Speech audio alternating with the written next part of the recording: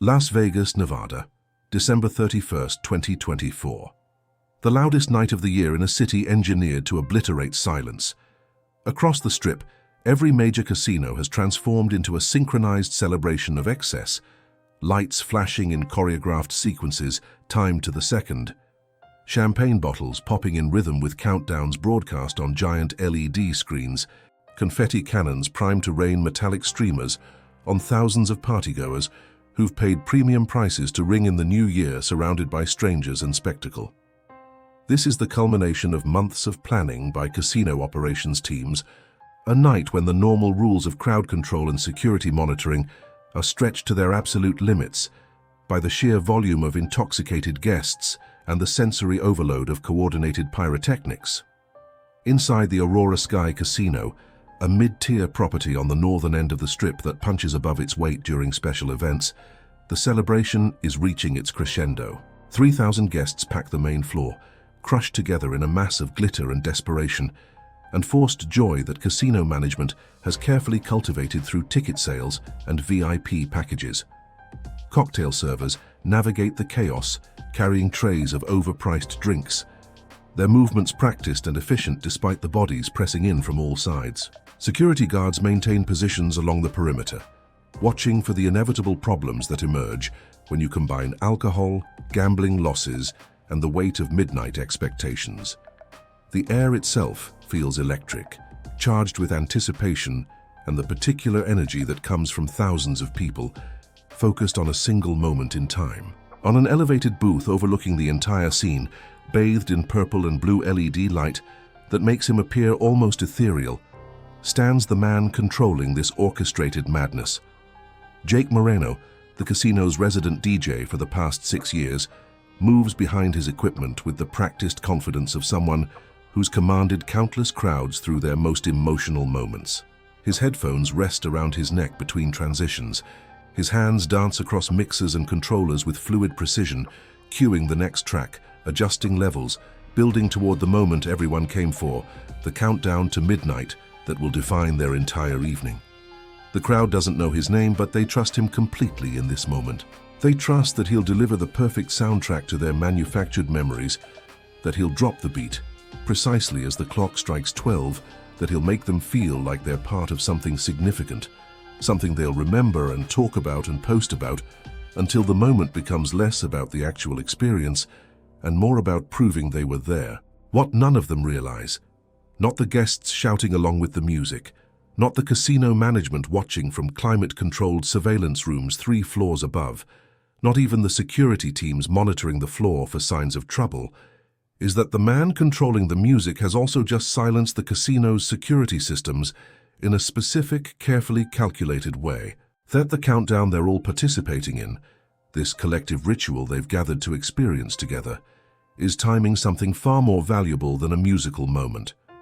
That by the time the final beat drops and fireworks fill the sky outside those floor-to-ceiling windows, $14.2 million will have already disappeared into the Las Vegas night, extracted with surgical precision during the exact moment when every eye in the building was focused on Jake Moreno himself. This is the story of the party king who turned the biggest celebration of the year into the perfect cover for one of the most audacious casino thefts in modern history, a crime that required perfect timing, inside knowledge accumulated over years of trusted employment, and the understanding that sometimes the best moment to steal is when everyone is looking directly at you. Because when the lights are bright enough, and the music is loud enough, and 3,000 people are screaming in unison, even the most obvious actions become invisible, lost in the overwhelming sensory assault of celebration. Before we go deeper into how Jake Moreno orchestrated this remarkable crime, subscribe if you love true crime documentaries built on verified facts and investigative logic, and tell me in the comments where you're watching from. I'm always curious about the global audience interested in these dark histories and chilling true stories. Now let's examine how a trusted entertainment professional became a criminal mastermind, and how his seemingly perfect plan ultimately unraveled through a single act of impatience. Jake Moreno was 34 years old when he committed the crime that would define his life and destroy his career. In photographs from his performing days, that investigators would later study carefully for signs of criminal intent.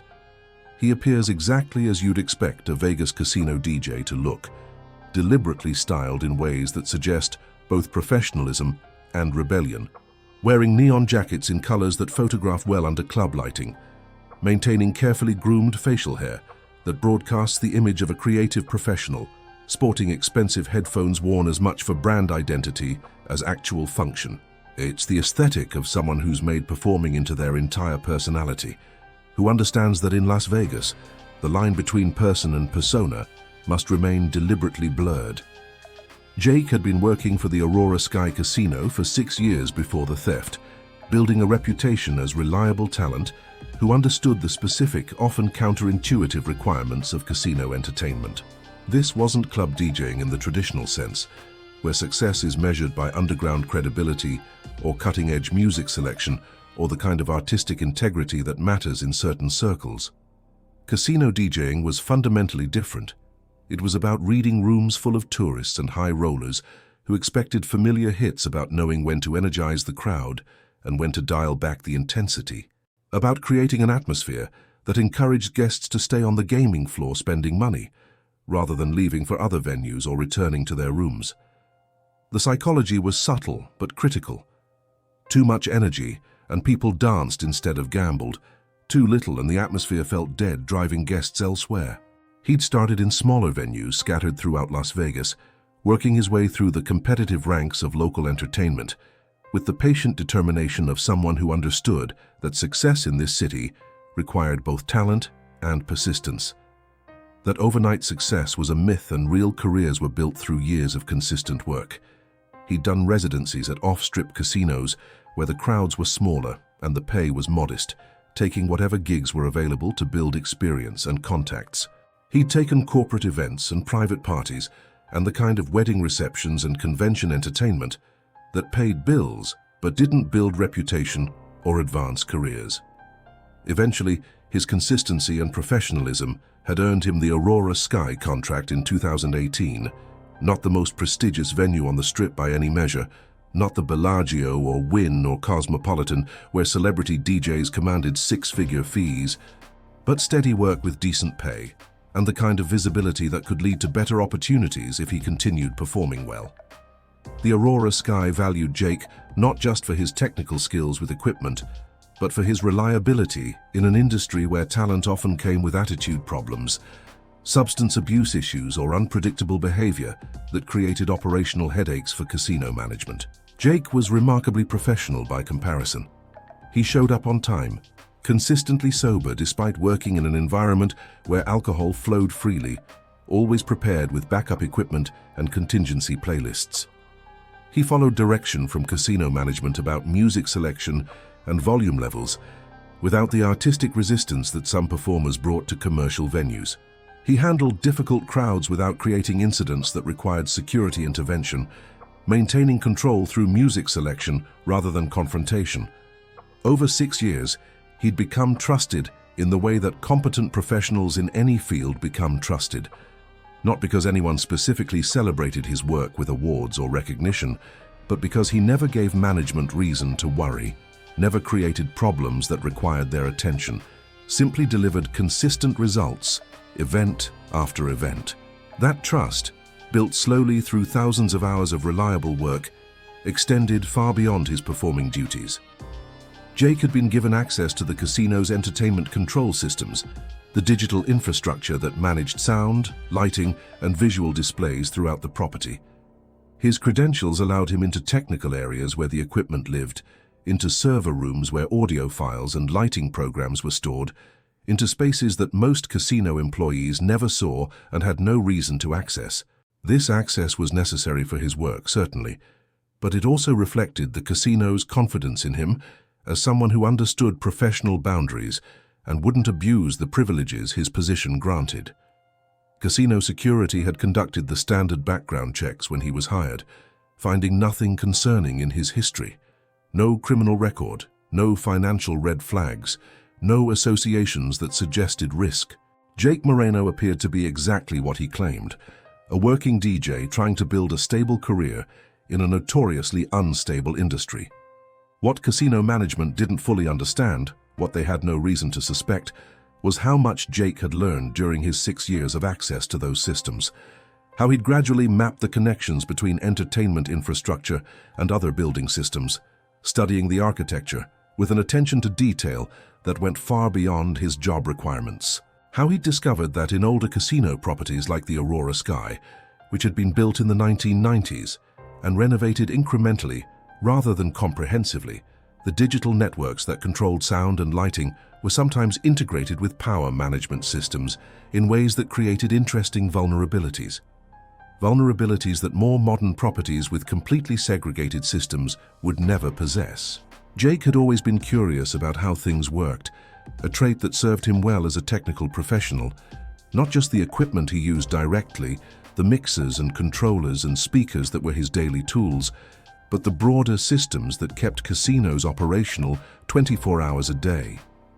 During slow periods or when arriving early to set up for events, he'd explore the technical areas he had legitimate access to, studying the equipment with genuine interest, reading the labels on circuit breakers and server racks, understanding how different systems connected and depended on each other, in ways the original designers probably hadn't fully documented. During one of these informal explorations in early 2023, Jake had noticed something that security designers apparently hadn't fully considered. The Aurora Sky's main floor entertainment systems and certain security functions shared power distribution infrastructure. The same electrical circuits supplied both the stage equipment Jake used and the surveillance systems monitoring parts of the casino. This integration made sense from an engineering perspective, particularly in a building that had been renovated multiple times over decades. It simplified the electrical grid, reduced redundancy, and saved money during construction. But it also meant that someone with access to entertainment system controls, someone like Jake, who legitimately needed to manage power to stage equipment, could potentially affect other building systems if they understood the connections well enough. More specifically, Jake discovered during his careful study of circuit diagrams that during scheduled special effects displays, particularly the massive fireworks shows that accompanied major events like New Year's Eve, certain systems temporarily switched to manual override modes to prevent power surges from causing equipment damage. These manual modes involved brief windows when automated monitoring systems were essentially paused, waiting to reboot once the high-draw event concluded. The knowledge sat in Jake's mind for months without specific purpose or criminal application. It was just interesting information, the kind of technical detail that people who work with complex systems accumulate naturally through curiosity and professional interest. He had no immediate criminal intent when he first noticed these vulnerabilities, no active plan to exploit what he'd learned. But the knowledge existed in his consciousness, waiting for circumstances that would give it meaning and purpose. Those circumstances emerged gradually over the course of 2024, shaped by factors both personal and financial that transformed Jake's relationship with his employer from professional to adversarial. Jake's income, while decent by normal standards, he earned approximately $70,000 annually between his casino salary and supplemental gigs, was modest compared to the wealth flowing around him constantly in the casino environment. He worked in a space where guests thought nothing of losing his entire monthly salary on a single hand of blackjack, where high rollers from Asia and the Middle East tipped cocktail servers more than he earned in a week, where the disconnect between service workers and the wealth they served was constantly visibly apparent. The disparity wasn't unique to him, certainly. Every dealer, server, security guard, and maintenance worker in Las Vegas experienced it daily. But Jake felt it with particular acuity, because his work put him on literal display elevated on a stage, performing for people who saw him as entertaining background rather than as a person with financial pressures and professional aspirations of his own. His financial situation had worsened significantly over the previous 18 months. A failed relationship that ended in early 2023 had left him with substantial debt and legal fees from the contentious separation. The combination of financial pressure, accumulated resentment toward an industry that underpaid its workers while generating billions in profit, and specialized knowledge of exploitable security vulnerabilities created what criminologists call a perfect storm for criminal behavior. Jake began thinking about the casino not as his employer or the source of his livelihood, but as a target, a place where enormous amounts of cash moved through predictable patterns, protected by security systems he'd learned contained exploitable weaknesses. He started paying attention differently during his shifts, not just to the music and the crowd energy he was hired to manage, but to cash handling procedures, to security guard rotations, to the patterns of how money physically moved from collection points to secure storage. He'd work events and observe carefully when and how cash from slot machines and gaming tables was collected by casino staff, where it was temporarily stored, before being transferred to the main vault when armored cars arrived for pickup, and how those transfers were executed. The Aurora Sky, like most casinos, generated enormous cash flow that required constant, careful management. Slot machines alone produced millions weekly in physical currency, dollar bills, $5 bills, 20s, that needed collection, counting, and deposit. During major events like New Year's Eve, when guest traffic multiplied and everyone seemed to be feeding money into machines constantly, the cash volumes exceeded normal processing capacity. This meant temporary staging areas were used, reinforced rooms with limited access where collected cash was consolidated while waiting for the next scheduled armored car pickup.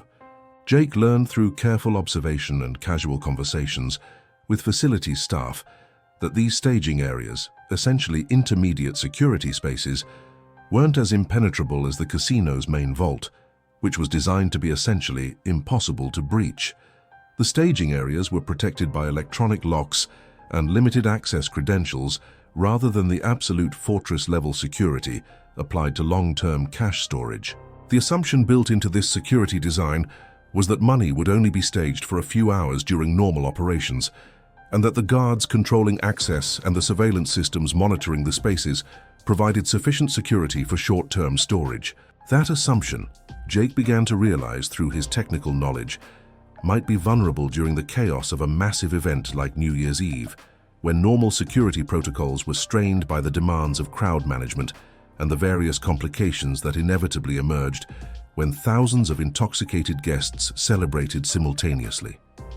Jake's transformation from frustrated entertainer to planning criminal occurred gradually over the late summer and fall of 2024. He didn't experience a sudden decision or moment of commitment to criminality. Instead, he began testing small things during his regular work, observing how security responded to minor irregularities, understanding where attention focused and where it didn't, building a mental model of the casino's operational rhythms that went far beyond his official duties as entertainment.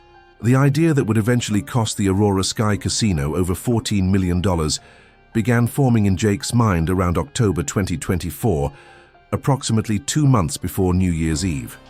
He started thinking systematically about how the biggest party of the year, the event where he'd be most visible and most trusted, and most essential to the casino's operations, might also provide perfect cover for something nobody would expect: a major theft executed during a moment of maximum attention rather than in secret.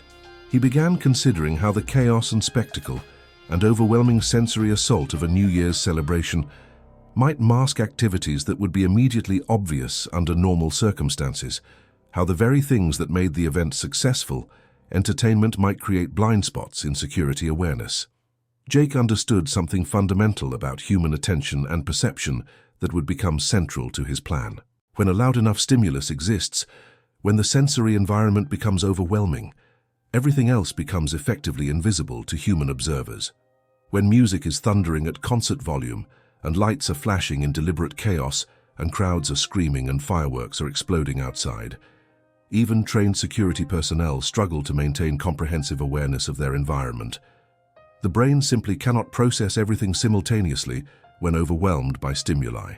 So it filters automatically, focuses on what appears most important or most immediate, and trusts that normal patterns will continue in areas not receiving active attention. What if, Jake thought with increasing focus, he could deliberately exploit that cognitive limitation? What if the countdown to midnight, the moment when literally everyone in the building would be focused on the clock and the celebration, could be weaponized as distraction? What if the very thing that made him valuable to the casino his ability to control the atmosphere and timing of the biggest night of the year, could be turned against them in a way no one would anticipate.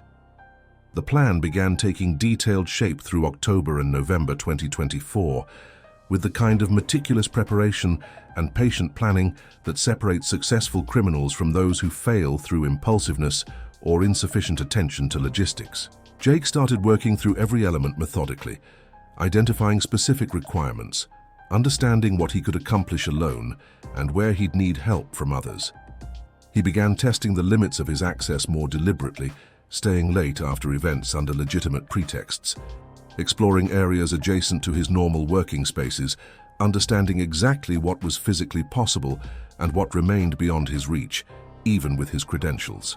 During one late-night session in early November, supposedly synchronizing audio files for an upcoming corporate event, Jake discovered something crucial that would make the entire plan feasible. An unlocked side door leading from a maintenance corridor he had legitimate access to, directly into an electrical substation panel room that controlled power distribution across multiple casino systems. The door should have been secured with keycard access, should have been monitored, should have restricted entry to authorized electrical staff only. It accessed infrastructure that unauthorized persons absolutely shouldn't touch. But in the daily reality of a busy casino where hundreds of employees moved constantly through service areas on various tasks, sometimes security protocols degraded through convenience or simple negligence. Someone, likely a facilities worker who needed regular access, had left the door unlocked, perhaps propping it or simply failing to secure it properly after their last visit.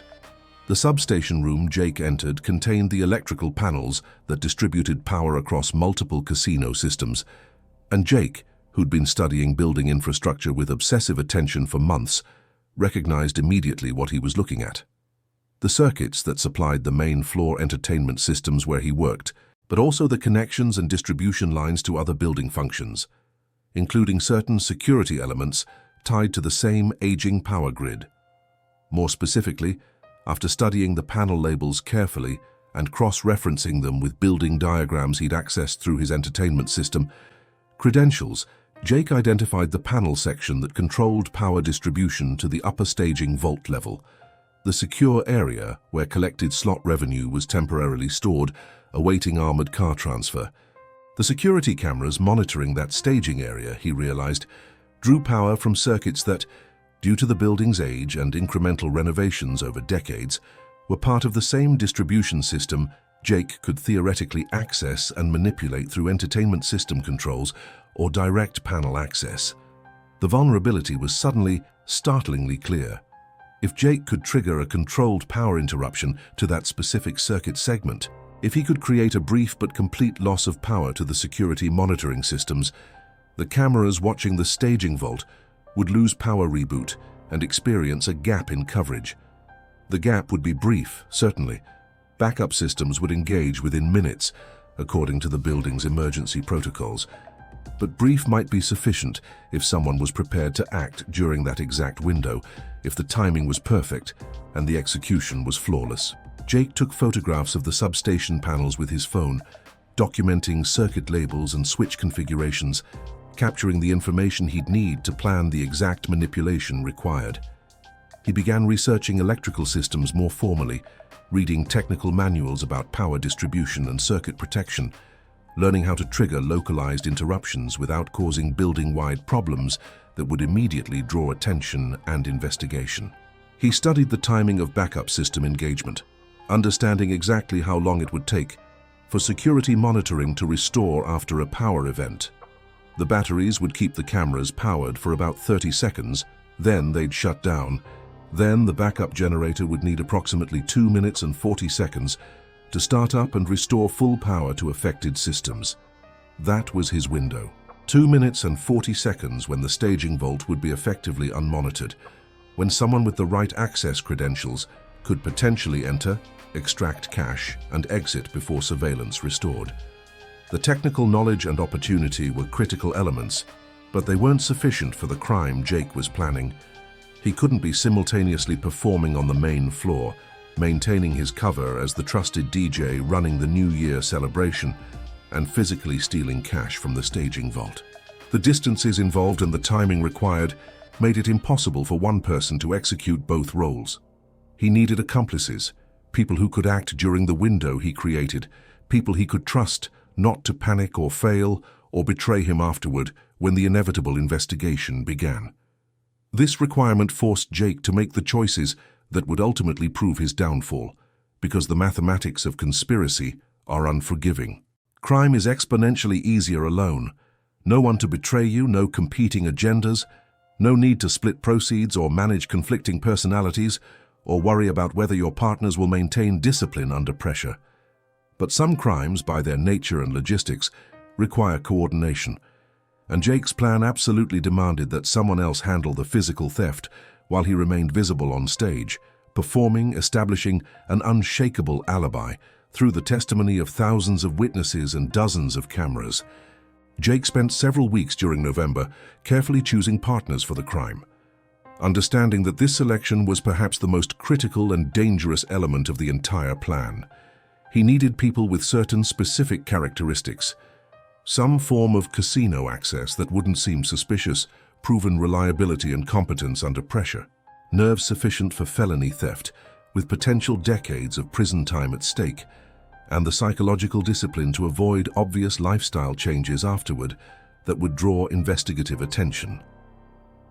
After considering and rejecting several possibilities, Jake settled on two former friends he'd worked with years earlier in the Las Vegas entertainment industry, Marcus Chen and David Rodriguez, both 36 years old, who'd left performance work and now drove delivery routes for a commercial vendor that supplied various casinos with equipment and supplies. Their vendor badges and routine presence in casino service areas made them effectively invisible to security personnel. Just another pair of delivery drivers moving equipment through the back corridors that kept Las Vegas operations running smoothly. Jake began rebuilding those dormant friendships slowly and carefully during November, reaching out for drinks, catching up on years of separation, letting the relationships re-establish naturally before introducing anything criminal. He listened to their complaints about low pay and dead-end work, gauging their level of desperation or resentment, testing whether they might even consider something illegal if the opportunity and reward were substantial enough. Once he'd judged them potentially willing, Jake revealed his plan with methodical, logical detail, designed to make the crime seem not reckless, but carefully engineered.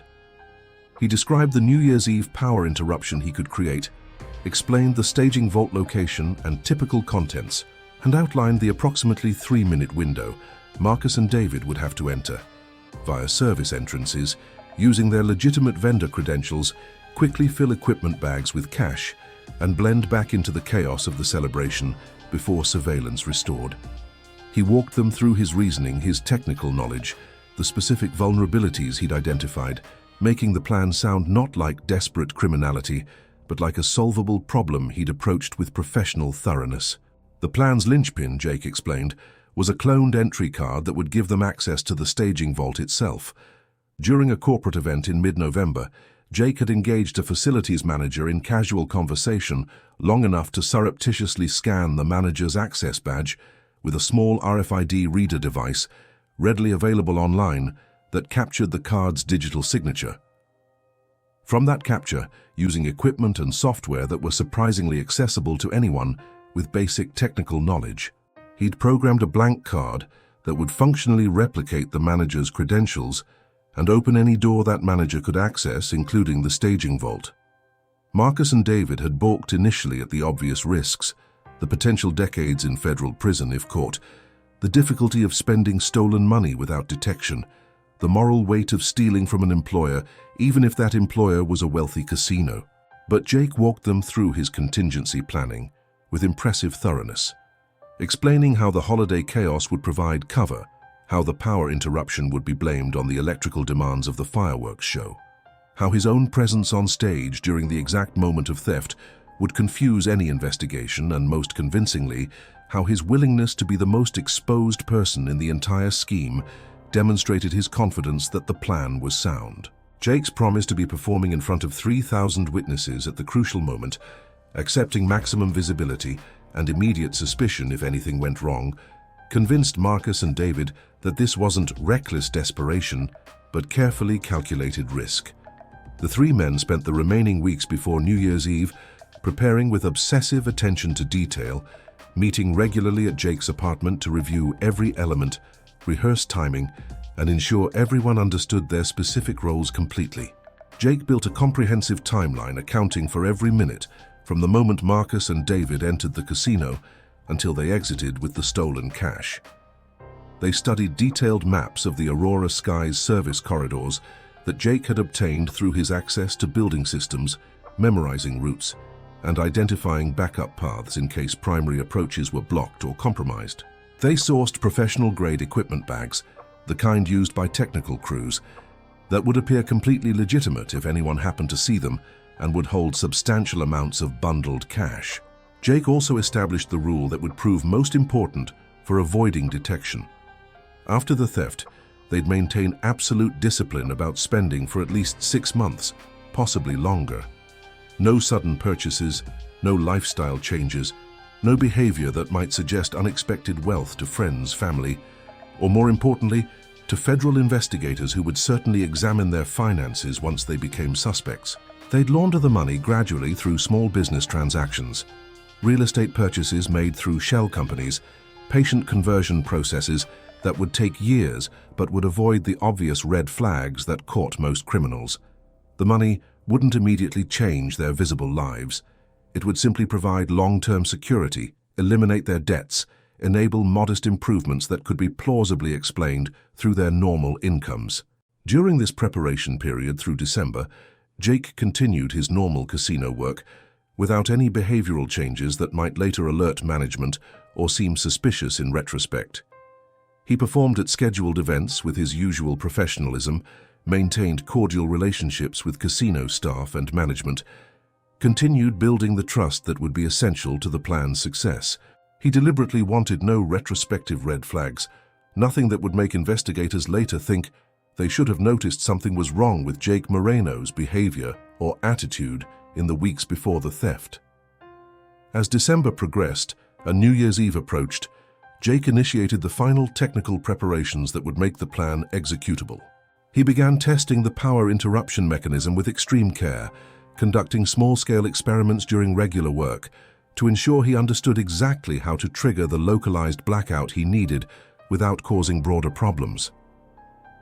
During a casino event in mid-December, he briefly cut power to non-critical entertainment systems, ostensibly troubleshooting an equipment issue, carefully watching how security personnel responded and how quickly backup systems engaged. The casino's technical staff attributed the brief interruption to routine equipment malfunction, documented it in maintenance logs, and moved on without any suspicion of deliberate testing. Jake also began deliberately establishing patterns that would provide cover for his actions on the critical night.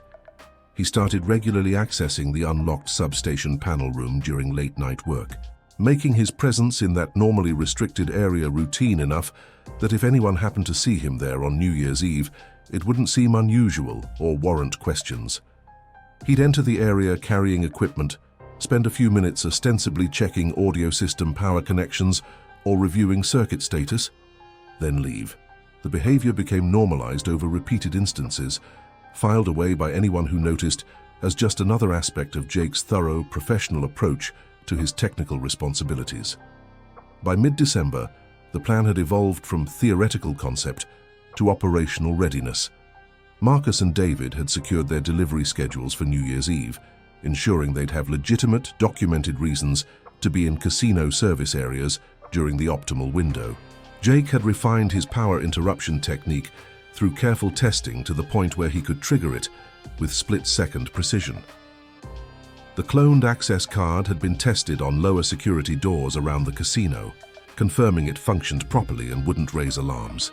The bags were ready, the routes were memorized, the timing was rehearsed.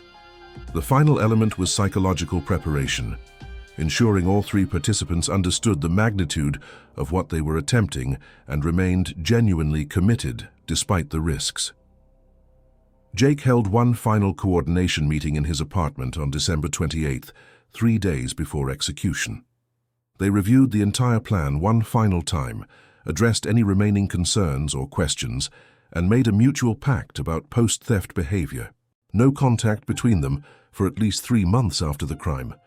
No discussing anything related to the theft over phones or digital channels that might be monitored by law enforcement, and absolute discipline about spending regardless of how much money they'd stolen. Jake emphasized repeatedly that the most dangerous period would be the first several weeks after the theft, when police attention would be most intense, when any unusual behavior might trigger serious investigation, when they needed to appear completely, utterly normal despite possessing millions in stolen cash. If they could maintain perfect discipline through that initial high scrutiny period, if nothing linked them to the crime in those crucial early days when investigative resources would be concentrated, the likelihood of ultimate success increased dramatically with each passing week.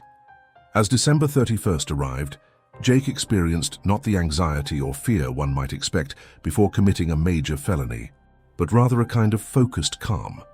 The same mental state he entered before major performances when preparation was complete and execution was all that remained. He'd considered every variable he could reasonably control, planned for contingencies, and understood that at a certain point in any complex endeavor, you stop preparing and start executing, trusting that your planning was sufficient. The New Year's Eve celebration would be the largest, highest-profile event of his entire career at the Aurora Sky, and if everything worked according to the plan he'd spent months developing, it would be the last event where Jake Moreno performed as himself, as a legitimate entertainment professional, rather than as a federal fugitive or imprisoned criminal.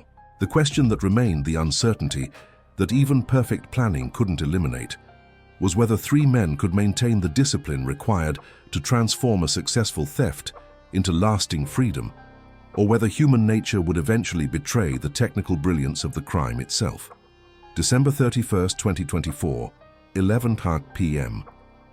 The Aurora Sky Casino had transformed over the previous 6 hours into carefully controlled chaos, the result of months of planning by operations teams who understood that New Year's Eve was simultaneously their most profitable night and their highest risk event.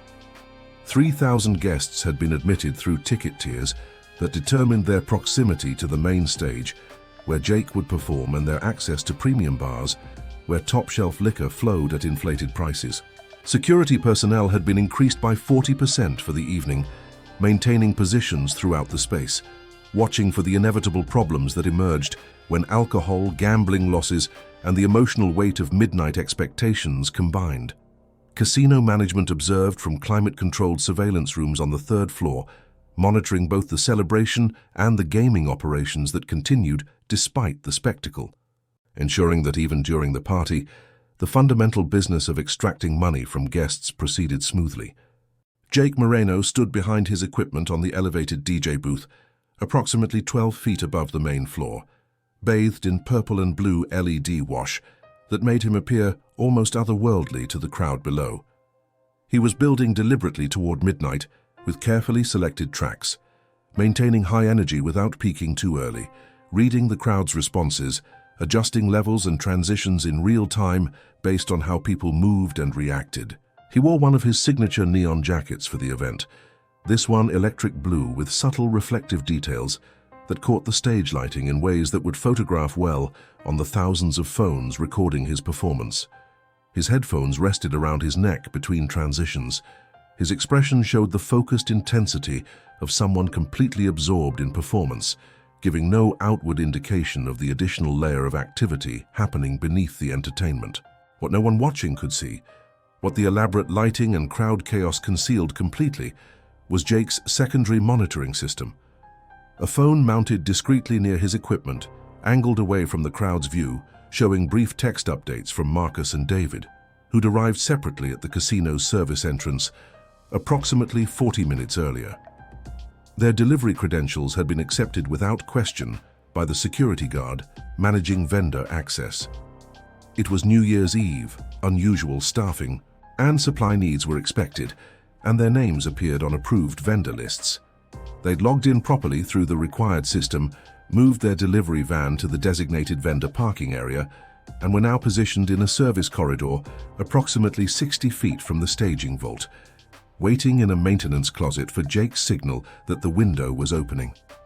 Jake had been refining the timing for this moment for weeks, synchronizing his planned power interruption with the New Year's countdown in a way that would make the blackout appear to be an unfortunate but understandable consequence of the celebration's electrical demands rather than deliberate sabotage. The Aurora Sky's New Year's package included massive fireworks displays visible through the casino's floor-to-ceiling windows facing the Strip, coordinated with indoor pyrotechnics and sophisticated lighting effects that created a moment of overwhelming sensory intensity precisely at midnight. Jake's plan exploited that designed intensity. During the countdown's final seconds, when every person's attention would focus on the clock and the coming celebration, when indoor lights would strobe and flash in deliberate chaos, when outdoor fireworks would detonate in sequences designed to draw eyes toward the windows, during that perfect storm of orchestrated distraction, Jake would trigger the power interruption that would give Marcus and David their brief operational window.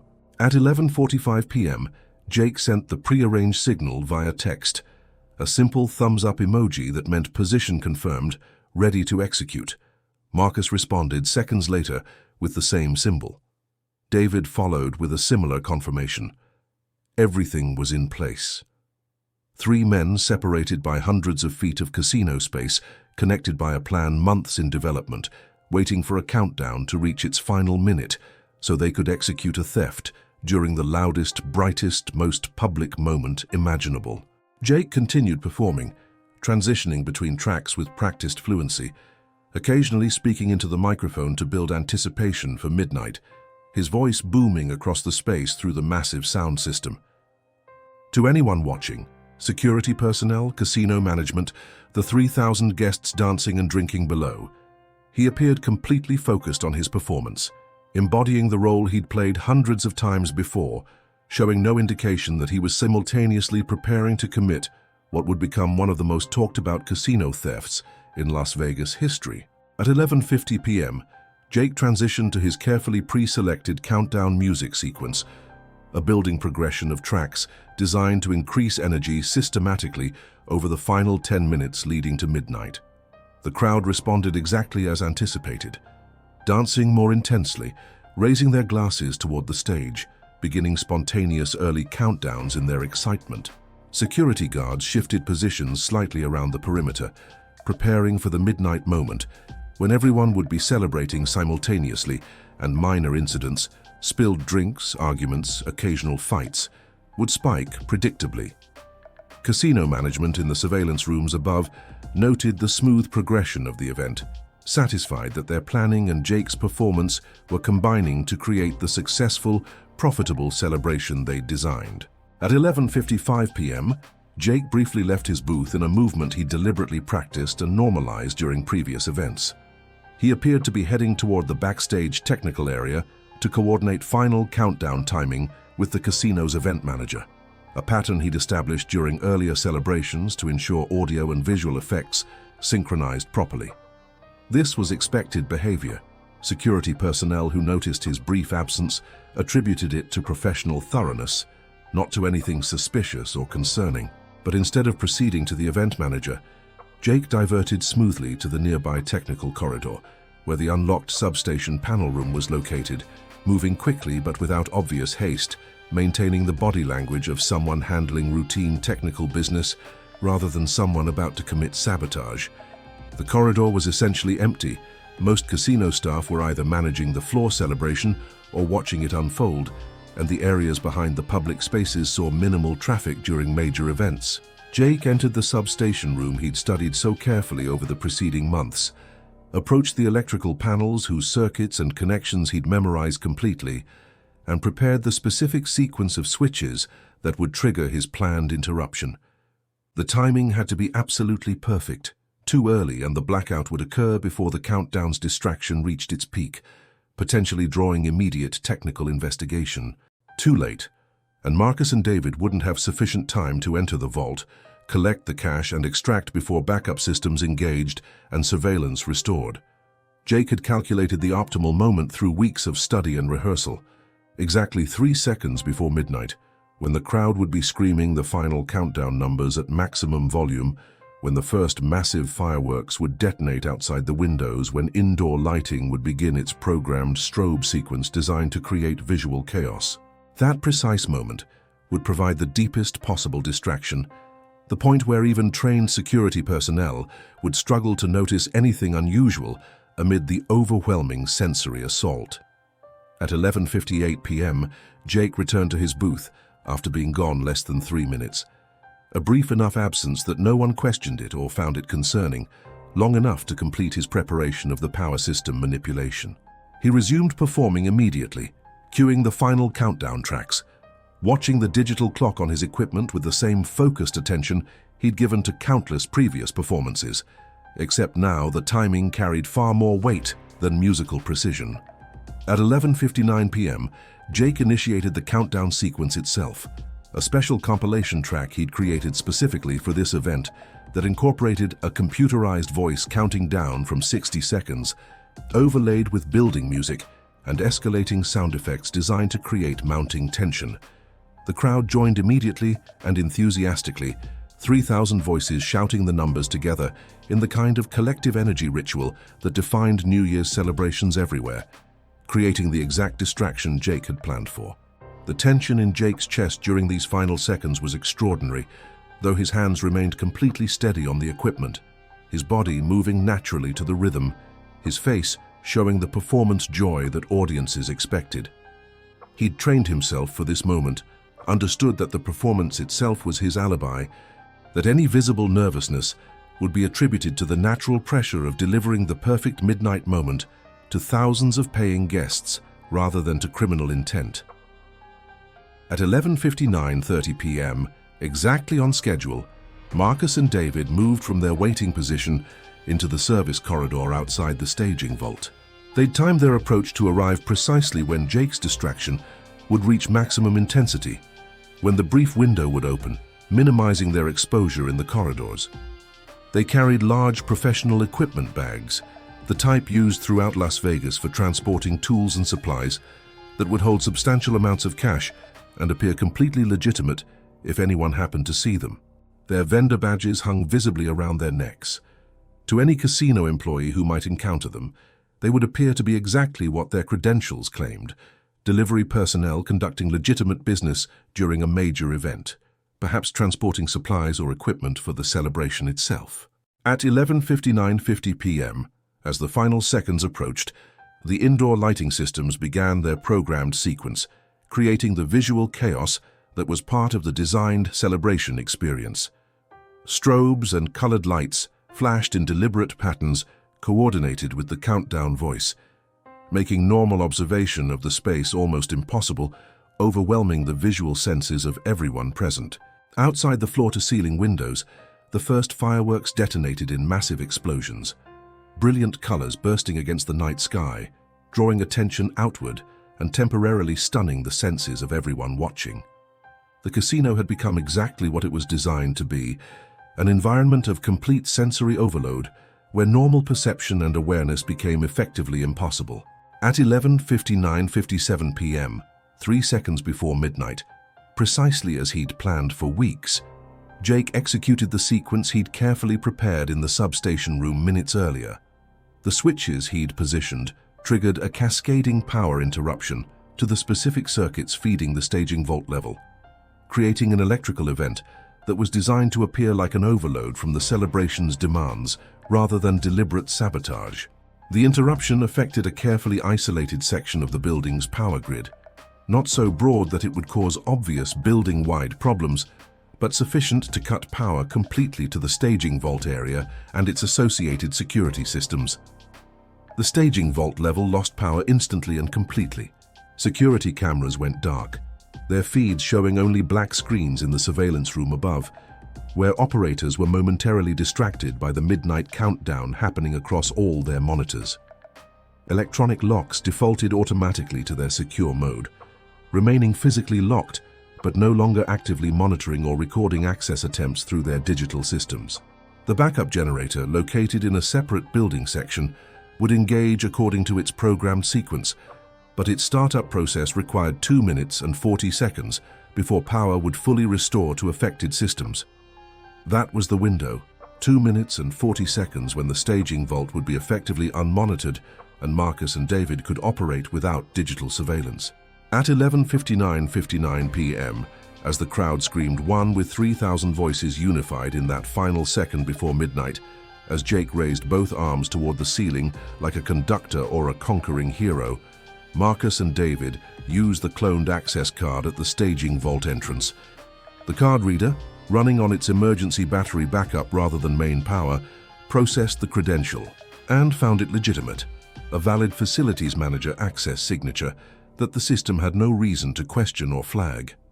The lock disengaged with an audible click that was completely inaudible beneath the thundering music. The door swung open, granting them access to a rectangular room approximately 20 feet by 30 feet, lit only by dim emergency lighting, where stacks of collected slot revenue sat organized in wheeled metal carts awaiting the next scheduled armored car pickup. At precisely 12 at midnight, as the moment arrived that 3,000 people had paid to experience together, the casino exploded in the orchestrated celebration that had been months in planning. Confetti cannons fired from strategic positions around the space, releasing metallic streamers that caught the light and drifted down across the crowd in glittering waves. Guests embraced strangers in the traditional midnight ritual, shouting "Happy New Year" to anyone nearby. Champagne spraying in enthusiastic excess, phones recording every moment for social media documentation. Jake dropped what he'd later describe as the perfect beat, the bass-heavy track that would define the midnight moment in everyone's memories, the musical peak the entire evening had been building toward. His hands danced across the equipment in fluid movements that looked effortless, but represented years of technical skill. His body moved naturally to the rhythm. His expression showed pure performance joy, the genuine pleasure of delivering a perfect moment to a massive audience. 3,000 phones captured video of this exact instant. Jake Moreno, with arms raised, backlit by purple and blue LEDs, the absolute center of attention, in a room full of celebration, creating memories and social media content, completely visible and documented and alibi protected. While literally every person in the building was watching Jake, or celebrating or recording the moment, or kissing their companions or shouting toward the sky, while security personnel were managing the surge of minor incidents that midnight predictably created, while casino management was watching the floor celebration on their monitors with satisfaction. Marcus and David worked in the near darkness of the staging vault, loading bundled cash from the wheeled carts into their equipment bags. They moved with practiced efficiency, having rehearsed these exact motions in Jake's apartment, taking only what they could physically carry while maintaining the appearance of normal movement if they happened to encounter anyone during their exit. The cash was organized in wrapped bundles of various denominations, primarily 20s and 100s, collected from high-traffic slot machines, already counted and prepared for deposit, making it easy to quickly transfer substantial amounts. Jake continued his performance, flawlessly transitioning into the post-midnight set that was designed to maintain celebration energy while gradually allowing people to disperse, some heading home satisfied, others moving to after-parties, many returning to gaming tables and slot machines with the optimistic energy that midnight champagne created. He played for what would have seemed like an eternity if he'd been consciously counting seconds, but which he experienced as normal performance time, trusting that Marcus and David were executing their part of the plan as thoroughly as he was executing his. Approximately 2 minutes and 15 seconds after entering the vault, having filled their bags with approximately $14.2 million in bundled bills, the concentrated slot revenue from the exceptional holiday cash flow, Marcus and David exited the staging vault, pulling the heavy steel door closed behind them with the kind of careful attention that wouldn't draw notice but would leave the space exactly as they'd found it. They returned to the service corridors with their now substantially heavier equipment bags, walking with the deliberate, unhurried pace of workers completing routine tasks, knowing that obvious haste would be more suspicious than casual confidence. At 12:02:40 a.m., exactly as Jake had calculated, the backup generator completed its startup sequence and power returned to the staging vault level. Security cameras rebooted across the affected area, their feeds briefly showing reconnecting messages in the surveillance room before restoring to normal live surveillance. The operators managing those monitors, seeing systems come back online, attributed the brief interruption to the electrical demands of the celebration, exactly what Jake had intended them to conclude. The electronic locks on the staging vault re-engaged, their digital systems logging the door's status. Closed and secured as expected, showing no unauthorized access because the cloned card had appeared legitimate to the authentication system. Marcus and David moved through the service corridors toward the same entrance they'd used to access the building, following the route they'd memorized during weeks of preparation. They passed two other casino employees in the corridors during their exit, a maintenance worker carrying supplies and a facilities manager checking equipment, neither of whom questioned the presence of vendor personnel during a major event or showed any suspicion about their activities. At the service entrance, the security guard managing access during the midnight shift waved them through with barely a glance. His attention divided between the departure log he was supposed to maintain and the incoming radio calls about various minor incidents occurring on the crowded main floor. A spilled drink dispute here, a minor argument between intoxicated guests there, the normal chaos of managing 3,000 people celebrating simultaneously. Marcus and David loaded their equipment bags into their delivery van with careful attention to appearing routine, securing the stolen cash in the cargo area beneath legitimate supplies and equipment that provided cover, then separated according to their predetermined plan. Marcus headed south toward Henderson, a suburb where he'd secured a storage unit under a false name. David drove north toward the sprawling residential areas of North Las Vegas, where he'd arranged similar secure storage. They took completely different routes to different destinations, minimizing any connection between them, ensuring that even if one was somehow followed or caught, the other would have opportunity to recognize the problem and take protective action. Meanwhile, approximately 30 feet above them and 200 feet away, Jake continued performing for the Aurora Sky crowd, maintaining energy and atmosphere through the first critical hour after midnight, when celebrations remained intense and guests were least likely to leave. He played continuously for another 90 minutes, eventually beginning the wind-down process as guests gradually departed, some heading to their homes or hotels, satisfied with their New Year's experience, others moving to continuing after-parties at other venues, many returning to gaming tables and slot machines now that the mandatory celebration moment had passed and normal casino operations could resume.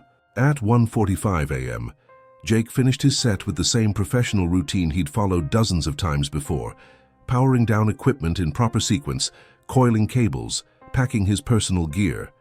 He chatted briefly with casino staff about the event's success, accepting compliments on his perfect countdown timing with appropriate modesty and pleasure, discussing technical details about the sound system with the venue's audio engineer.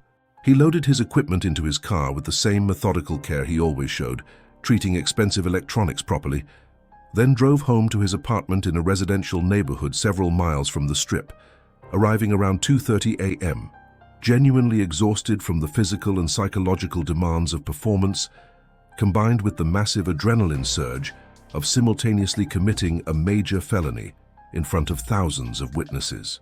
But he maintained absolute composure despite the exhaustion, the same professional demeanor he would show after any major event, behaving exactly as he would have if nothing criminal had occurred. The crime was complete. $14.2 million had vanished from the Aurora Sky Casino during the loudest, most visible moment of the year, extracted with surgical precision during the exact seconds when Jake himself had been the documented center of attention for thousands of witnesses and dozens of security cameras. The power interruption would be logged in system records as an unfortunate but not uncommon technical glitch, the kind of electrical event that occasionally occurred during high-demand periods in older buildings with aging infrastructure. The brief surveillance gap would be noted by security teams during their routine overnight review, but not immediately connected to any theft or criminal activity because the staging vault's electronic locks had logged themselves as continuously secured and showed no signs of unauthorized access. The missing cash wouldn't even be discovered for at least another 36 hours, probably longer given the New Year's holiday. When accounting departments returned from the holiday and began the routine process of reconciling collected revenues against expected totals based on slot machine monitoring data, Jake had successfully executed what he'd spent months meticulously planning. a perfectly timed theft that exploited both technical vulnerabilities in aging casino infrastructure and fundamental limitations in human perception during overwhelming sensory environments. A crime that used his maximum visibility as protective cover, rather than attempting to hide or work in secret, that turned the biggest, most documented party of the year into criminal opportunity through precise understanding of how attention and distraction function. Now came what Jake understood would be the significantly harder part of the crime, the part where technical skill and precise timing mattered less than psychological discipline and patience. Maintaining absolutely normal behavior despite possessing millions in stolen cash. Acting naturally under what would eventually become intense investigative scrutiny. Waiting months or possibly years before attempting to spend or launder any significant portion of the money, resisting the natural human urge to improve one's lifestyle or celebrate success. Hoping that nothing would connect him to the crime during the crucial early investigation period when law enforcement resources would be concentrated and any unusual behavior might trigger serious suspicion. If he and his partners could maintain perfect discipline through the high scrutiny months ahead, if their planning proved as thorough as Jake believed, if nothing unexpected emerged to link them to the theft during that critical window when investigative attention would be most intense, then the likelihood of ultimate success, of keeping the money and avoiding prosecution, would increase dramatically with each passing month. But that was an enormous conditional, dependent on three human beings maintaining superhuman discipline against natural impulses, which history suggested was far more difficult than executing even the most technically complex crime.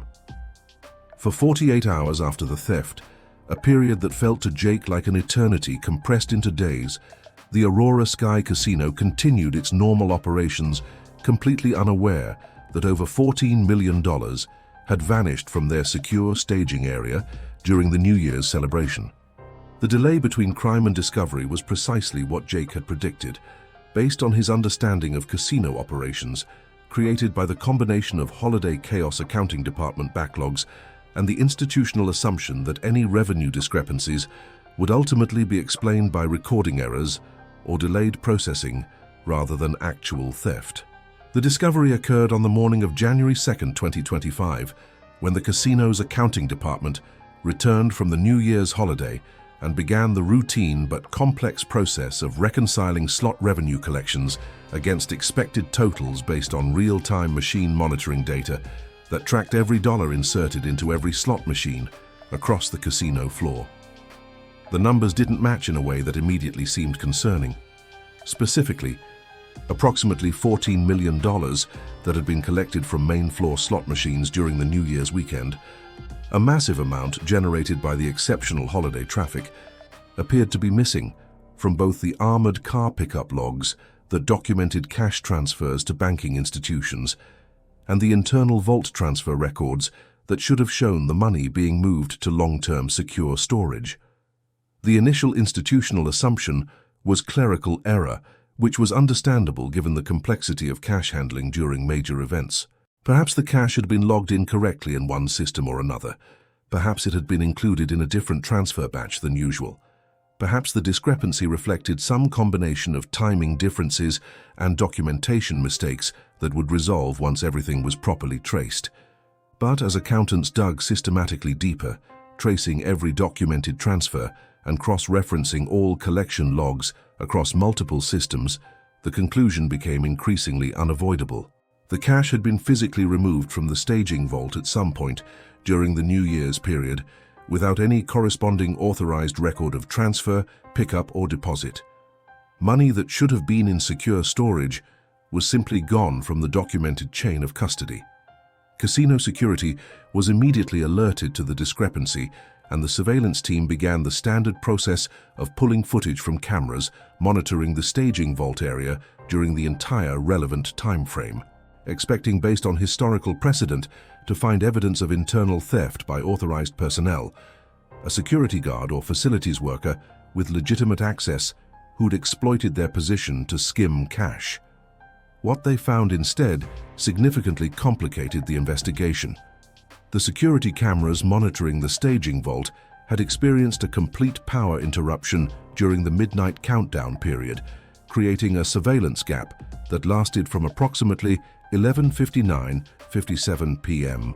on December 31st until 12:02:40 a.m. on January 1st, exactly 2 minutes and 43 seconds of missing coverage. The gap itself wasn't entirely unprecedented in a building with aging electrical infrastructure.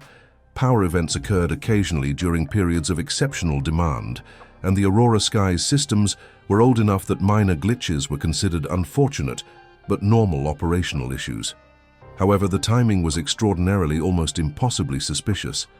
The only significant surveillance gap in weeks had occurred during the precise window when millions in cash had vanished, during the loudest, most chaotic moment of the year, when attention was maximally divided. That couldn't reasonably be coincidence. Security investigators began examining the power interruption itself with far more scrutiny than they would normally apply to technical glitches, pulling complete electrical system logs and consulting with senior facilities managers about what might cause such a precisely localized outage affecting only specific circuits. The technical conclusion, reached after several hours of analysis, was ambiguous but concerning. The interruption could theoretically have been caused by legitimate overload from the celebration is electrical demands, the combination of massive sound systems, elaborate lighting effects, and coordinated pyrotechnics, all drawing power simultaneously from circuits that shared distribution infrastructure. But the pattern of the outage, the specific way certain circuits had failed while others remained functional, was also entirely consistent with manual triggering by someone with detailed knowledge of the building's electrical systems and physical access to the substation control panels. That possibility transformed the investigation from a routine internal theft case into something far more sophisticated and concerning. If someone had deliberately caused the power interruption to create a surveillance gap that indicated planning, inside knowledge, and technical capability far beyond typical opportunistic theft. FBI agents were formally called in on January 3rd, approximately 60 hours after the actual crime, because both the amount stolen and the interstate nature of casino operations made this clearly federal jurisdiction rather than a matter for local Las Vegas police. Special agents from the FBI's Las Vegas field office began the systematic, methodical process that characterizes major theft investigations, focusing initially on identifying and examining everyone who had legitimate access to the staging vault during the critical period. They conducted detailed interviews with employees across multiple departments, examined financial records and backgrounds, looking for signs of sudden wealth or the kind of financial pressure that often motivates theft, and meticulously traced the physical security protocols of the staging area to understand how someone could have accessed it without leaving obvious evidence. The surveillance footage from other casino areas, those sections not affected by the power interruption, became crucial to the developing investigation. FBI agents began the tedious process of reviewing thousands of hours of video, focusing particularly on service corridors and access points near the staging vault during the hours surrounding midnight. One security camera positioned at an intersection of service corridors in an area that had maintained power throughout the incident had briefly captured two figures moving through the frame, carrying large equipment bags during the period immediately after the power interruption when the staging vault would have been unmonitored. The footage was far from perfect, partially obscured by the strobe lighting effects from the main floor celebration that bled into service areas through open doorways, and the timestamp was corrupted by power fluctuations from the electrical event itself. But the images were clear enough to show two individuals who appeared to be wearing some kind of identification badges, possibly vendor credentials based on their positioning and size, though the specific details weren't visible at the camera's resolution and angle. The FBI made the strategic decision to focus their investigation on identifying these two individuals, working on the reasonable theory that they represented the physical perpetrators of the theft, even if other people might be involved in planning or coordination. Agents pulled complete vendor access logs for New Year's Eve, creating a comprehensive list of everyone who'd been authorized to be in casino service areas during the event. A surprisingly extensive list that included dozens of delivery personnel, maintenance contractors, equipment technicians, cleaning crews, and various other support workers whose behind-the-scenes labor kept Las Vegas operations running smoothly during major events. But when agents began examining the specific timing of these documented access events, cross-referencing login times against the critical window when the theft occurred, they noticed something immediately interesting. Two delivery drivers, Marcus Chen, age 36, and David Rodriguez, also 36, had logged in through the service entrance security checkpoint at 11:40 p.m. on December 31st, claiming, according to their entry documentation, to be delivering emergency supplies that the casino had supposedly requested. But when FBI agents contacted their employer, a commercial vendor that supplied multiple casinos with various equipment and supplies, they learned something significant. The company had no record whatsoever of authorizing any deliveries to the Aurora Sky during the actual celebration hours. No dispatch orders, no requests from the casino, no legitimate business reason for Marcus and David to have been there at all. Further investigation revealed that Marcus and David had specifically requested the New Year's Eve shift several weeks in advance, telling their supervisors they needed the overtime pay and holiday wage premium to help with financial obligations. But the company's computerized dispatch records, which tracked all authorized deliveries with precise documentation for insurance and liability purposes, showed absolutely no legitimate deliveries scheduled for the Aurora Sky during the midnight window. Marcus and David had used their valid vendor credentials and routine access to enter the casino under completely false pretenses, claiming to be conducting authorized business when no such authorization existed. This discovery immediately made them primary persons of interest in the investigation, moving them from the background list of possible witnesses to the foreground as probable suspects. FBI agents obtained federal warrants for comprehensive examination of their financial records, phone records, social media activity, known associates, and recent movements. The financial examination conducted by forensic accountants revealed nothing immediately suspicious in the days and weeks following the theft. Both men had continued living on their documented normal incomes, making no unusual purchases, no large cash deposits, no transfers that would indicate sudden wealth. This actually increased investigative suspicion rather than decreasing it, because sophisticated criminals understood that immediate spending was the primary way most theft suspects were caught, and the apparent discipline suggested planning and patience. But the phone records analysis revealed something far more significant and potentially case-breaking. In the 3 months before New Year's Eve, both Marcus and David had been in frequent regular contact with the same third person, dozens of calls and text messages to a number that, when traced, belonged to Jake Moreno. The name meant nothing to FBI investigators initially when it appeared in the communications analysis. They pulled Jake's background through standard databases and discovered he was an entertainment professional, specifically the Aurora Sky Casino's resident DJ who had been performing on the main stage during the New Year's celebration. This information created initial confusion among the investigative team. Why would the casino's DJ, someone who appeared to be completely visible and documented during the exact moment of the theft, be in extensive contact with two delivery drivers who'd apparently stolen millions during his performance? The connection seemed to make no logical sense if Jake was simply an employee doing his legitimate job that evening. But as FBI agents dug systematically deeper into Jake's background, employment history, and specific role at the Aurora Sky, they began understanding the potential connections that made him far more than an innocent bystander or coincidental contact. Jake had extensive documented access to the casino's entertainment systems and the technical areas where that equipment was housed and maintained. He'd been performing on the main stage in front of thousands of witnesses during the exact moment when the theft occurred, creating what appeared to be a perfect, unshakable alibi backed by hundreds of videos and thousands of testimonies. And according to interviews with facilities staff conducted as part of the broadening investigation, Jake had been observed on multiple occasions during the weeks and months before New Year's Eve in areas adjacent to his normal working spaces, specifically including the substation panel rooms where building electrical systems were controlled, supposedly checking audio system power connections and ensuring equipment was properly supplied.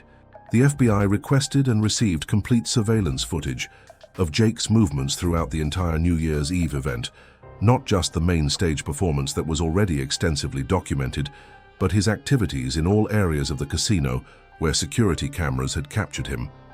The footage showed him performing apparently normally throughout the evening, maintaining the professional demeanor expected of casino entertainment staff. But the footage also revealed a brief but potentially significant absence from his DJ booth between approximately 11:50 p.m. and 11:54 p.m., roughly 4 minutes when Jake was not visible on the main stage and had supposedly, according to his later statements, to investigators been coordinating final countdown timing with the casino's event manager. However, when FBI agents systematically interviewed event staff about that evening, they couldn't locate any event management personnel who specifically remembered speaking with Jake during that particular window, though several recalled conversations with him at other points during the evening. Agents brought in specialized electrical engineers, experts in building power systems, and casino infrastructure to examine the detailed electrical logs and technical characteristics of the power interruption more closely. The engineering analysis reached a conclusion that was damning for Jake's potential involvement. The outage showed several characteristics that were more consistent with deliberate manual triggering than with natural overload from electrical demand.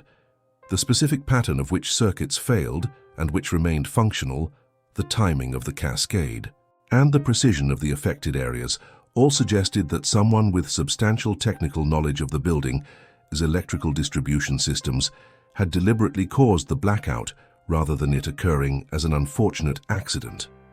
By mid-January 2025, approximately 2 weeks after the actual crime, the FBI had assembled a comprehensive working theory that connected all the available evidence into a coherent narrative.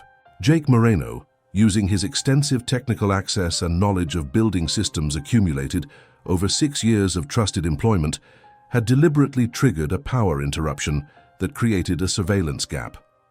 During that carefully engineered gap, Marcus Chen and David Rodriguez, using either a cloned or stolen access card that they'd obtained through unknown means, had entered the unmonitored staging vault and physically removed approximately $14 million in collected slot revenue.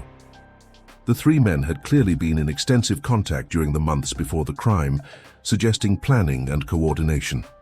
Jake's brief unexplained absence from his booth during the critical setup period provided opportunity to manipulate the electrical systems. Marcus and David's presence in the casino under false pretenses during the exact window when the theft occurred was far too coincidental to be innocent. The evidence was largely circumstantial rather than direct. Investigators had no video of Jake in the electrical room at the critical moment, no witnesses who'd seen Marcus and David inside the staging vault, no recovered stolen money that could be directly traced to any of the suspects. But the circumstantial web was compelling and detailed. The phone contacts between all 3 men in the weeks before the crime, the technical sophistication suggesting inside knowledge, Jake's access and unexplained movements, Marcus and David's false pretense presence during the precise theft window, and the manually triggered power outage that made everything possible. However, having a comprehensive theory and building a prosecutable federal case that would convince a jury beyond reasonable doubt were significantly different challenges. The FBI needed physical evidence to support their circumstantial web, the stolen money itself, the cloned access card, some form of documentation or communication that would directly prove conspiracy and intent rather than merely suggesting it through suspicious patterns. They needed one of the 3 suspects to make a mistake, to act in a way that would provide the concrete evidence currently lacking. Jake, Marcus, and David had all maintained apparently perfect discipline in the weeks following the theft, exactly as they'd planned during their extensive preparation. They'd had absolutely no contact with each other since New Year's Eve, no phone calls, no text messages, no social media interactions, no physical meetings that surveillance could document. They'd all continued their completely normal routines without any visible changes in behavior or lifestyle that would suggest sudden wealth or criminal consciousness. The stolen cash, wherever it was hidden, remained unlocated by federal investigators despite extensive searches. The plan was working exactly as Jake had designed it. The crime was strongly suspected based on logical investigation, but remained functionally unprovable without additional evidence. The three suspects were known and under scrutiny, but weren't immediately arrestable because the circumstantial case, while suggestive, wasn't yet sufficient for federal prosecutors who knew that defense attorneys would systematically attack every weak point. What Jake, Marcus, and David didn't know, what they had no way of detecting, was that the FBI had placed all three of them under comprehensive, sustained surveillance using resources that most criminal suspects would find difficult to imagine. Federal agents were monitoring their movements through physical surveillance and electronic tracking their communications through lawful wiretaps authorized by federal judges, their financial activities through ongoing monitoring of bank accounts and credit cards, all while waiting with professional patience for the inevitable mistake that most criminals eventually make when they begin to believe they've successfully escaped detection. The surveillance operation would continue for months if necessary, systematically building a complete picture of their post-theft behavior, watching for any action or communication that would provide the breakthrough evidence needed for arrest and successful prosecution. The question was whether Jake's meticulous planning and psychological discipline would prove sufficient against the systematic, patient methodology of federal law enforcement, or whether human nature would ultimately betray technical brilliance. Jake Moreno's flawless casino heist, the crime he'd planned with such meticulous attention to detail and executed with such apparent precision, ultimately fell apart, not because of FBI investigative brilliance or sophisticated forensic technology, but because one partner couldn't maintain the psychological discipline that success absolutely required. For approximately 9 weeks after the theft, from January 1st through early March 2025, Jake, Marcus Chen, and David Rodriguez maintained perfect operational security exactly as they'd planned. They lived their completely normal lives, went to their regular jobs, made no unusual purchases, engaged in no suspicious communications, showed no behavioral changes that would indicate consciousness of guilt or sudden wealth. The stolen $14.2 million sat entirely untouched in secure storage locations, and the three men gave federal investigators watching them no actionable evidence despite comprehensive surveillance. Then Marcus cracked under the psychological pressure of possessing millions in cash he couldn't spend and the constant, gnawing fear of detection. In early March, approximately 10 weeks after the theft, Marcus traveled to Miami ostensibly for a completely legitimate family visit to see relatives he hadn't seen in several years. The trip itself wasn't suspicious. He'd discussed it openly with co-workers and friends, bought his airline ticket through normal channels, stayed with family members in a way that appeared entirely innocent. But while in Miami, Marcus made a decision that would prove catastrophic for all three conspirators. He purchased a used motorcycle, a relatively modest Honda that cost approximately $9,000, paying entirely in cash to a private seller he'd found through online classified advertisements. The purchase seemed harmless to Marcus, a small reasonable acquisition that could theoretically be explained through saved income far below the threshold that would normally trigger reporting requirements made in a different state far from Las Vegas, where investigators were focused. He thought he was being careful by keeping the purchase modest and distant from home. What Marcus didn't know, what he had no way of knowing, was that the FBI had been systematically tracing the serial numbers of all currency that had been in the Aurora Sky staging vault during the theft. Casinos, because they handle enormous cash volumes and face constant theft risks, maintain detailed records of the serial number ranges present in their facilities at any given time, information that proves invaluable during investigations. When Marcus paid for the motorcycle with cash from the stolen money, several of those bills ended up deposited by the seller into a Miami bank, where they entered the banking system and were eventually scanned and logged. Routine automated systems designed to flag currency from known thefts identified the serial numbers as matching money stolen from the Aurora Sky Casino, triggering immediate law enforcement alerts.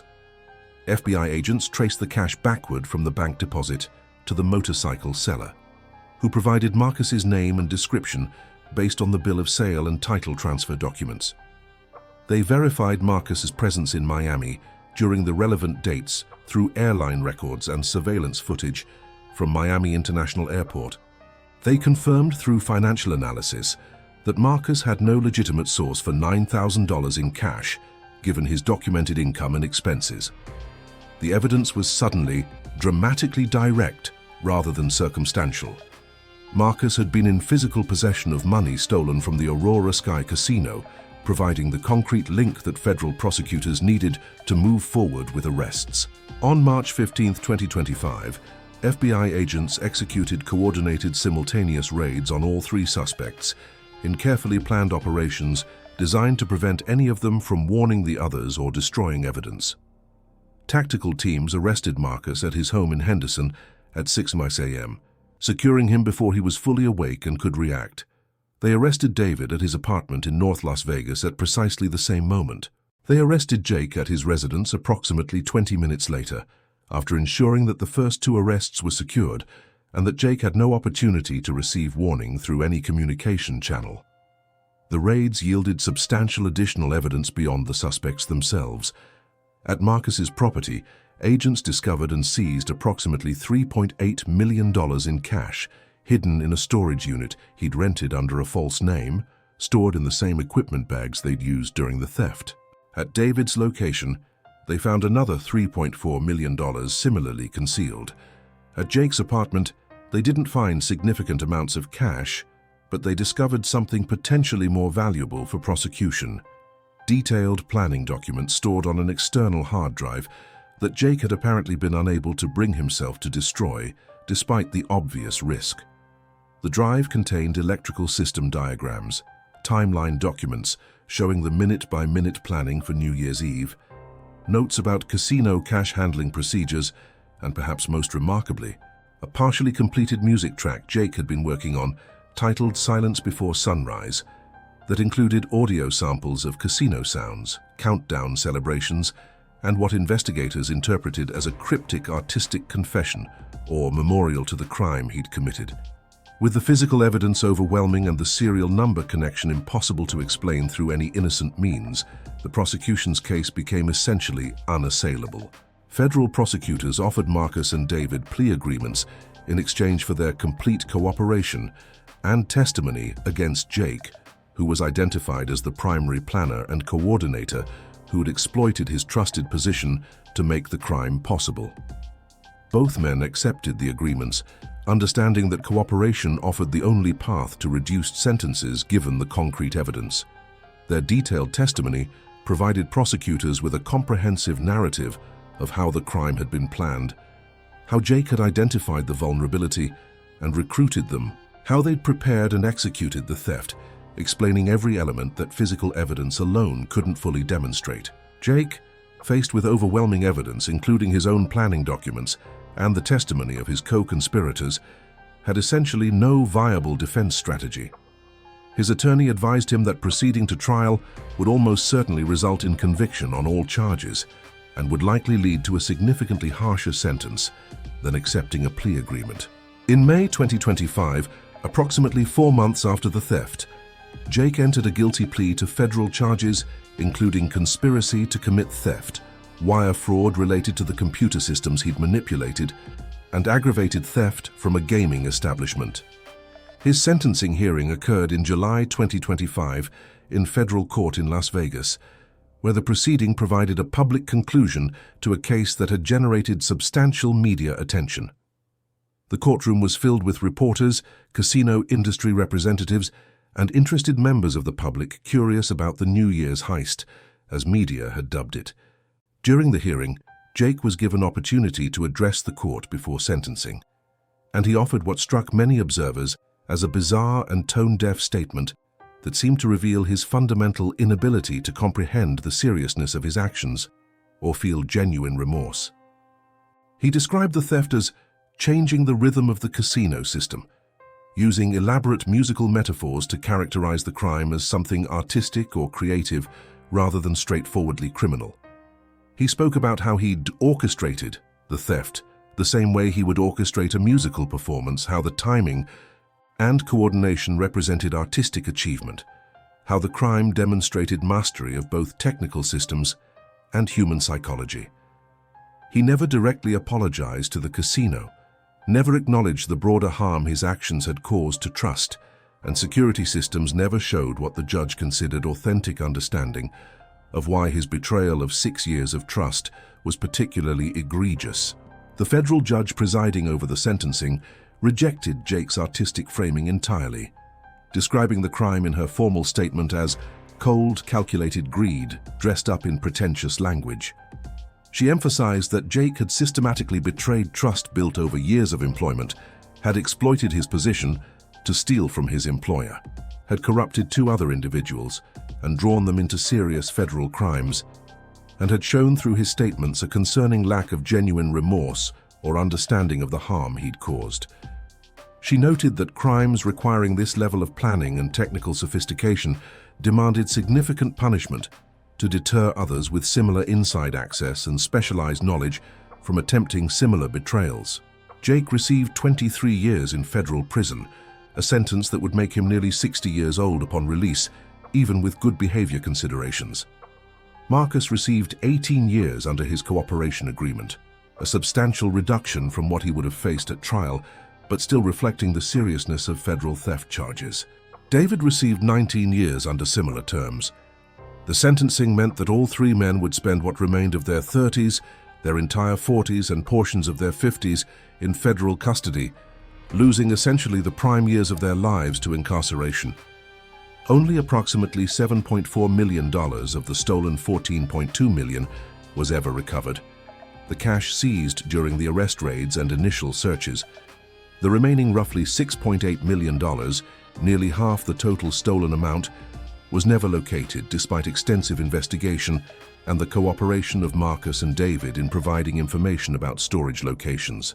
Investigators theorized that Jake had secretly moved and hidden a substantial portion of the money in a location he'd never revealed to his partners, perhaps hoping to access it somehow after serving his sentence decades in the future, or perhaps simply out of some psychological need to maintain control of at least part of the proceeds.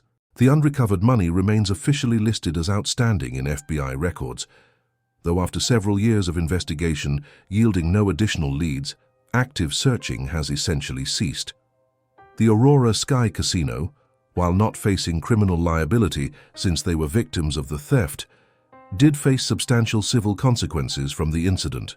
Their insurance company, after investigating the circumstances, initially refused to pay the full claim, arguing that the casino's security protocols and building infrastructure maintenance had been inadequate and contributed to making the theft possible.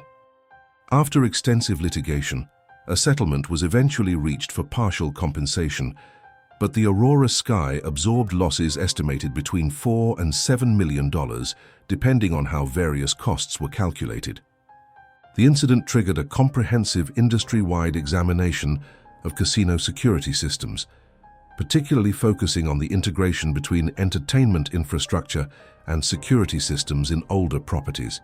The Nevada Gaming Control Board, the state regulatory agency overseeing casino operations, issued new technical requirements mandating complete physical and digital separation between entertainment systems and security systems in all licensed gaming facilities. Properties built before 2000 were given specific deadlines to complete retrofitting that would eliminate the kind of vulnerabilities Jake had exploited. The estimated cost of these industry-wide upgrades exceeded $200 million, distributed across dozens of older properties throughout Nevada. The case also generated extensive academic interest from criminologists and security experts, who studied it as an example of sophisticated inside knowledge crimes and the particular vulnerabilities created by trusted employees with technical access. Multiple papers and conference presentations analyzed how Jake had identified and exploited the intersection of human psychology, technical systems, and institutional assumptions. The crime became a case study in security courses, examined as an example of how maximum visibility and perfect timing could paradoxically provide better cover than traditional attempts at stealth or secrecy. The human aftermath of the crime extended beyond the prison sentences. Marcus's family, who had no knowledge of his involvement, faced substantial financial hardship and social stigma after his conviction became public. His wife divorced him while he was awaiting sentencing, and he lost contact with his 2 children, who were raised by their mother with explicit instructions to minimize their father's presence in their lives. David's elderly parents, who had emigrated from Mexico decades earlier and built a small business, faced harassment and threats from people who blamed them for their son's crimes, despite their obvious lack of involvement or knowledge.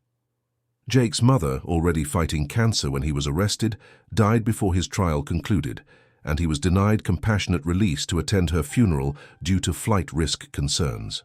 These cascading consequences, affecting innocent family members who had no connection to the crime, illustrated the broader social harm that serious crimes create beyond the direct victims and perpetrators. In media coverage and public discussion, Jake Moreno became a symbol of different things to different audiences. Some saw him as a clever criminal who'd nearly pulled off the perfect heist, viewing the case as an entertaining story of ingenuity undermined by a partner's mistake. Others saw him as a cautionary tale about how financial pressure and resentment could corrupt otherwise ordinary people into betraying trust and committing serious crimes. Casino workers and entertainment professionals generally viewed him as someone who'd made their entire industry look untrustworthy, potentially harming innocent workers' employment prospects and forcing invasive new security protocols. The crime raised uncomfortable questions about the economics of Las Vegas, where service workers earning modest incomes work surrounded by extraordinary wealth and observe daily the enormous profits generated by gaming operations. While Jake's crime was obviously unjustifiable and he deserved punishment, some observers noted that the broader context of economic inequality and the particular psychological pressures of working in environments of conspicuous consumption had contributed to creating the mindset that made criminality seem like a rational option rather than a fundamental betrayal. The case's resolution, while providing legal closure through convictions and sentences, left numerous elements unresolved and mysterious. Where exactly was the missing $6.8 million? Had Jake truly hidden it somewhere secure, or had it been stolen by someone else during the chaos? Or had Marcus and David actually recovered more than they'd admitted and hidden additional money that investigators never found? Jake, even when facing additional charges for obstruction if he refused to cooperate, maintained that he had no knowledge of any additional money beyond what was seized, though investigators remained skeptical of this claim. The technical details of exactly how Jake created the cloned access card were never fully revealed. He'd provided general information about using RFID readers and card programming equipment, but refused to give specific step-by-step details that might, in his words, educate future criminals, even though such information was readily available to anyone with internet access. Some investigators believed his refusal was less about preventing education and more about maintaining some sense of pride or expertise as the smart one, who'd planned everything even as that planning had failed catastrophically. The New Year's heist, as it became known in Las Vegas lore, served as a reminder that the city's entire economic model depended on trust at multiple levels. Trust that games were fair, that security was effective, that employees were honest, that the elaborate systems managing billions in cash flow could be relied upon. When that trust was betrayed from inside by someone who'd built it deliberately over years, the damage extended far beyond the immediate financial loss. The Aurora Sky Casino, while it continued operating, never fully recovered its reputation. The property changed ownership in 2027, was rebranded completely, and the new owners spent tens of millions on both physical renovations and marketing to distance the property from its association with the theft. Employee morale across the Las Vegas casino industry reportedly declined for months after the case became public, as workers faced new security protocols, additional monitoring, and institutional suspicion that treated everyone as a potential threat rather than trusted team members. Years after the convictions, when documentary filmmakers and crime journalists interviewed people involved in the investigation and prosecution, a consistent theme emerged in their reflections. Jake Moreno had been genuinely talented at his work, legitimately knowledgeable about technical systems, and had shown real intelligence in identifying the vulnerability and planning its exploitation. If he'd applied that same intelligence, patience, and attention to detail to legitimate advancement in casino entertainment or technical fields, he likely would have succeeded in building a comfortable career and stable life. His fundamental mistake, beyond the obvious immorality and illegality of theft, was misjudging which element of the crime was most difficult, He'd focused enormous energy on the technical challenge of executing the theft itself, solving the problems of power interruption timing and creating surveillance gaps and coordinating movements. He'd succeeded brilliantly at that technical challenge, demonstrating genuine sophistication and creativity. But he'd underestimated the psychological challenge that would follow, maintaining discipline for years, trusting partners to do the same, resisting natural human impulses to enjoy or display wealth, living with constant fear of detection. That psychological challenge, far more than the technical one, had proven impossible for his small conspiracy to overcome. Within 3 months, the human element had failed where the technical element had succeeded, and the perfect heist had unraveled through a single motorcycle purchase made by someone who couldn't resist the money he theoretically possessed, but couldn't actually spend. The case became a teaching example, not just of crime, but of human nature, of how skills and intelligence, without ethical grounding and realistic self-assessment, led to catastrophic failure, of how the appearance of success could mask fatal flaws that would only become apparent in hindsight. Jake Moreno's 23-year sentence represented not just punishment for a specific crime, but a verdict on a fundamental misunderstanding of what makes crimes successful. A misunderstanding shared by countless criminals throughout history who confused technical cleverness with actual wisdom.